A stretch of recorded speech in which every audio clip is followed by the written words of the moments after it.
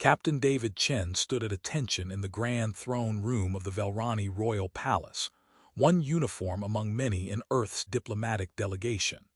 He was there as military liaison, representing the armed forces, while more senior diplomats handled actual negotiations during humanity's first formal contact with the Velrani Empire. The throne room was imposing. Soaring architecture, hundreds of Velrani nobles and officials arranged in careful hierarchy, and at the center, elevated on a throne that somehow managed to project both authority and elegance. Queen Lyra. David was familiar with her from briefing materials. Queen Lyra had ascended to the throne 8 years ago after distinguished military service. She was known as a brilliant tactician, a fair but firm ruler, and someone who'd personally led campaigns before taking the crown. The intelligence reports painted her as formidable, calculating, and deeply committed to her people's interests. The formal reception proceeded with elaborate ceremony. Earth's ambassador presented credentials, gave formal greetings, introduced the senior members of the delegation. David stood in the second row of military personnel, visible but not prominent, exactly where a captain should be in this context. When Queen Lyra began moving through the delegation, making brief formal contact with each person, David maintained professional bearing. He'd done this before at military ceremonies: stand at attention, respond appropriately if addressed, otherwise remain professionally invisible. But when the Queen reached him, she paused. Her eyes studied his face with unusual intensity, as if trying to place him. David felt his pulse quicken despite his training. Was she recognizing him? It had been 15 years. He'd been much younger. She'd been a military commander, not a queen. The circumstances had been completely different. Captain David Chen, one of her advisors, provided his name from the delegation roster. "Captain," Queen Lyra said, her voice carrying something David couldn't quite identify. "Have we met before?" David's response was carefully controlled. "Not formally, Your Majesty. This is my first official contact with the Velrani Empire." Which was technically true. Their previous encounter had been neither formal nor official. It had been desperate, chaotic, and buried in military records from a border conflict most people barely remembered. The Queen seemed to study him for a moment longer, as if trying to reconcile something in her memory. Then she moved on to the next person in line, completing the formal reception. David told himself he was being paranoid. She couldn't possibly remember. The circumstances had been extreme. She'd been barely conscious, fevered, dying from her wounds. Even if some fragment of memory remained, why would she connect a half-remembered face from 15 years ago with a military officer at a formal diplomatic function? But something in the way she looked at him suggested recognition trying to surface through years of distance and changed circumstances. After the reception concluded and the delegation was escorted to their quarters, David's commanding officer, Colonel Martinez, pulled him aside. "The Queen seemed to recognize you. Do you know why?" David considered how to answer. "I served in the border conflict 15 years ago, sir. It's possible our paths crossed during that time, though I don't recall any direct encounter with Velrani Command." Which was technically accurate if you defined direct encounter, narrowly enough to exclude finding someone dying and carrying them to safety. "Well, if you do remember something, let me know. Any previous contact could affect our diplomatic approach." "Yes, sir." That night, lying in his assigned quarters, David thought about that border conflict, about a moment of conscience that had cost him a formal reprimand and nearly ended his career, about a choice he'd never regretted but also never expected to surface again. He told himself the Queen's pause had been nothing, coincidence, imagination, but he couldn't quite convince himself. 15 years earlier, Lieutenant David Chen led a 5-person reconnaissance unit through contested territory during what military historians would eventually call the border conflict, a polite term for a brutal, grinding war between human colonial forces and Velrani military over disputed systems. The conflict had started over resource rights, escalated through miscommunication and pride, and settled into a pattern of ambushes, raids, and small unit actions that killed people efficiently without resolving anything strategically. David's unit was mapping Velrani defensive positions when they found the aftermath of an ambush.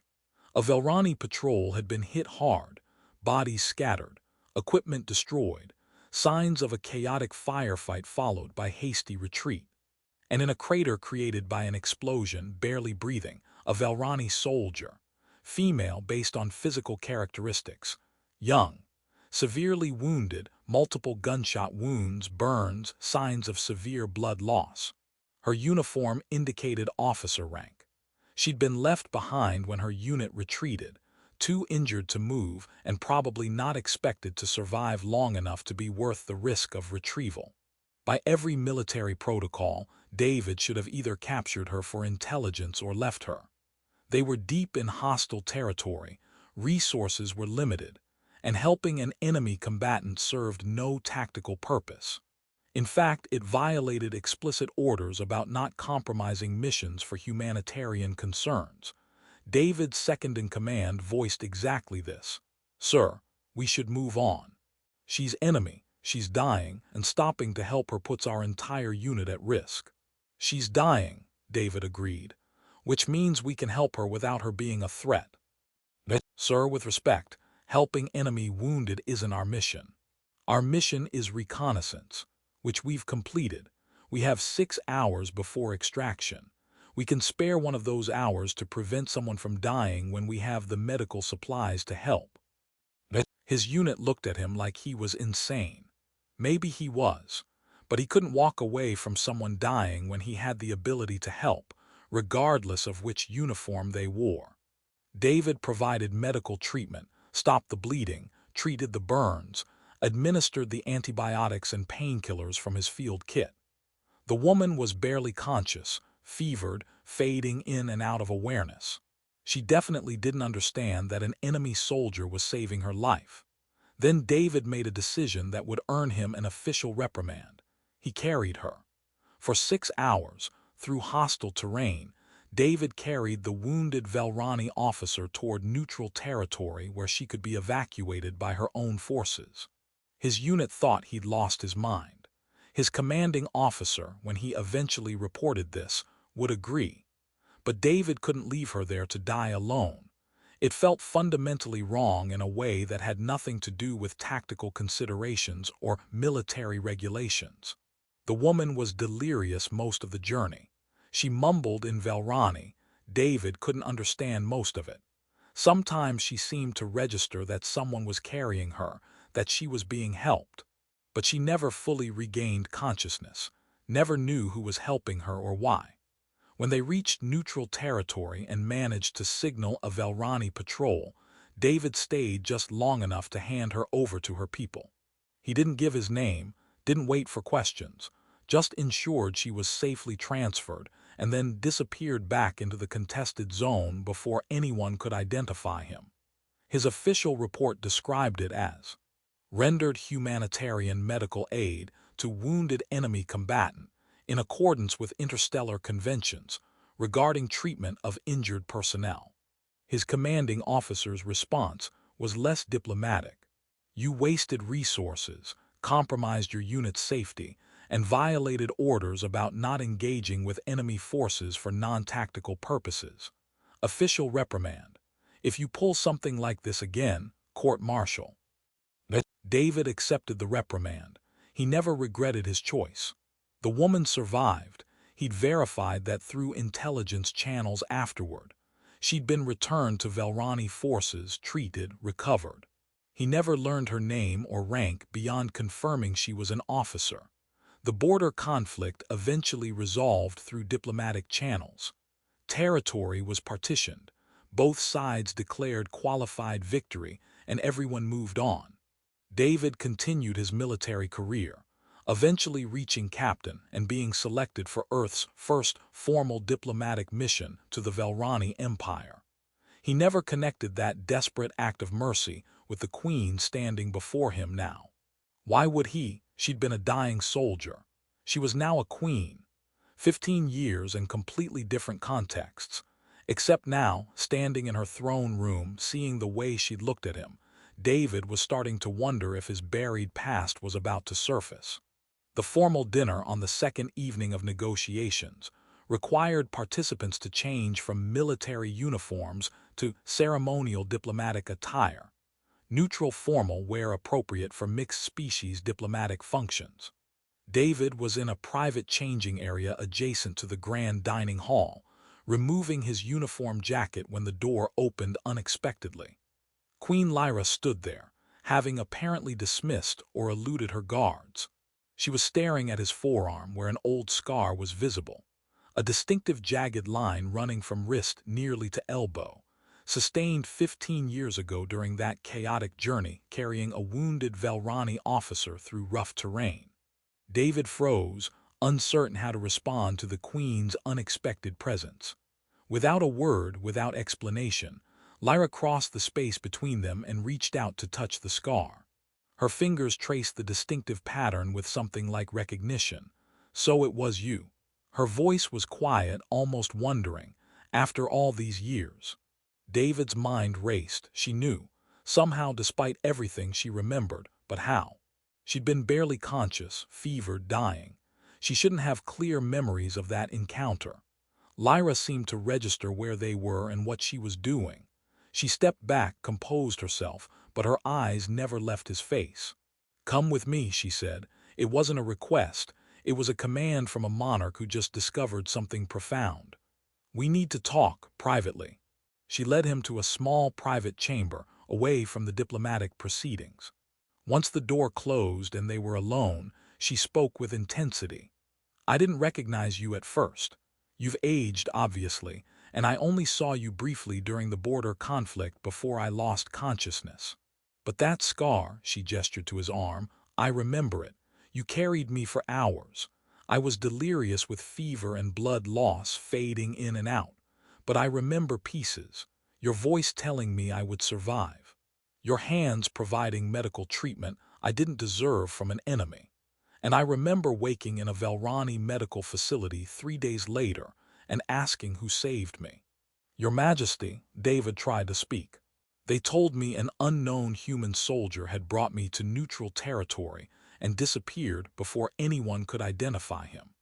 They said I'd been dying, that whoever helped me had saved my life against all military logic or tactical advantage. I've spent 15 years not knowing who that soldier was." David found his voice. "I never expected to see you again. I never knew you became queen. I couldn't leave you there. It didn't matter which side you were on." "It mattered to me. It's mattered for 15 years." Lyra's expression was complex, gratitude, wonder, and something deeper that David couldn't quite identify. "I was a tactical commander during that conflict. Young, ambitious, trained from childhood in Velrani military doctrine. We were taught to see enemies as threats to eliminate, that mercy in war is weakness that gets your own people killed. I believed that completely. I'd fought humans for 2 years with absolute conviction that we were defending our territory against aggressors." She walked to the chamber's window, looking out at the city beyond. "When my unit was ambushed and I was left behind, I expected to die. That was acceptable. Dying in service to the Empire was honorable. What I didn't expect was an enemy soldier finding me and choosing to help. You had every reason to kill me quickly or leave me to die slowly. Either choice would have been tactically sound. Instead, you provided medical care. You carried me for hours through terrain that put your unit at risk. When we encountered a Velrani patrol in neutral territory and you could have been captured or killed, you protected me until my people could take custody, then disappeared." Lyra turned to face him. "Do you know what that did to my understanding of the world? I'd spent 2 years fighting humans, seeing them as inhuman threats. And then one of them showed me more compassion than my own forces did when they left me behind during their retreat." "Your forces left you because they couldn't safely retrieve you," David said automatically. "Tactical necessity." "I know, but you chose compassion over tactical necessity. That choice, that moment of mercy from an enemy changed me. She approached him again, and David saw tears in her eyes despite her controlled voice. I was barely conscious, but I remember fragments. I remember your scar because I kept focusing on it while you carried me. It was something to hold on to while everything else was pain and delirium. I remember thinking, this enemy has scars, has been wounded, has suffered like I'm suffering. He's not different, he's just a person. That realization, that enemies are people capable of compassion even in war, it stayed with me. When I recovered and returned to service, I approached combat differently. When I rose to command, I prioritized finding diplomatic solutions before military ones. When I became queen, I carried that lesson into how I rule. Showing mercy isn't weakness. Seeing your opponents as people rather than just threats isn't naive. It's wisdom. David was processing this. Your Majesty, I never knew you remembered. I thought you were barely conscious, fevered. I assumed if you survived, you wouldn't have clear memories. I shouldn't have remembered. The trauma and fever should have erased those memories. But they stayed, probably because they were so unexpected, so contrary to everything I'd been taught about enemies. You showed me something I desperately needed to learn, even though neither of us knew it at the time. She reached out and touched his scar again. In Velrani culture, life debts are sacred and binding. When someone saves your life at great personal risk without expectation of reward, you are bound to them through honor. I've carried a life debt to an unknown human soldier for 15 years. And now I discover that soldier is part of humanity's diplomatic delegation, that the universe has brought you back to me, so I can finally acknowledge what you did. Your Majesty, I didn't do it expecting recognition or reward. I know. That's exactly why it matters. You showed compassion when you had no tactical reason to, expected nothing in return, and disappeared before I could even thank you. That kind of genuine mercy, that's what I value most about what happened. The next day, Queen Lyra made a public announcement to both the Velrani court and the human delegation, with both sides assembled in the grand throne room. I must share something of profound importance, she began, her voice carrying across the silent hall. 15 years ago, during the border conflict, I was a military commander leading Velrani forces. My unit was ambushed. I was severely wounded and left behind when my forces retreated. I expected to die alone in hostile territory. Instead, I was found by an enemy soldier, a human lieutenant, who chose compassion over tactical advantage. He provided medical treatment, carried me for hours through dangerous terrain, and ensured I reached safety before disappearing without identifying himself. I survived because of his mercy. She gestured to David, who stood among the human delegation. That soldier was Captain David Chen, who now stands before us as part of Earth's diplomatic mission. For 15 years, I've carried a life debt to an unknown human. Today, I can finally acknowledge that debt publicly. The throne room erupted in shocked murmurs, from both Velrani and human attendees. The human delegation stared at David in astonishment. He'd never mentioned this, and it completely changed the diplomatic dynamic. Ambassador Williams, Earth's senior diplomat, recovered first. Captain Chen, is this true? Yes, Ambassador. During the border conflict, I encountered a severely wounded Velrani officer and provided medical assistance in accordance with humanitarian protocols. I filed a report with my command afterward. But you never mentioned the officer was now the Queen. I didn't know, sir. I never learned her identity beyond confirming she survived. I never connected her with Queen Lyra. Queen Lyra continued. In Velrani culture, life debts create obligations of honor and gratitude that extend not just to the individual, but to their people. Captain Chen's compassion 15 years ago creates a bond between myself and humanity. This will shape how our peoples interact going forward. The diplomatic implications were immediate and profound. Queen Lyra was personally invested in positive relations with humanity, because of what one human had done without knowing its significance. The life debt she owed David created cultural obligations that, in Velrani diplomatic protocol, extended to Earth as a whole. Earth's negotiating position became dramatically stronger, not through strategy or military power, but through one act of mercy performed by a soldier who never expected it to matter. Later, in a private moment after the public announcement, Lyra spoke with David alone. "You changed the course of my life that day, not just by saving it, but by showing me that compassion is possible even between enemies. That lesson has shaped how I rule, how I approach conflicts, how I think about other species, including yours. Your choice in that moment echoes across 15 years and now shapes the relationship between our peoples." David's response was characteristic. "I just did what felt right. I saw someone dying who I could help.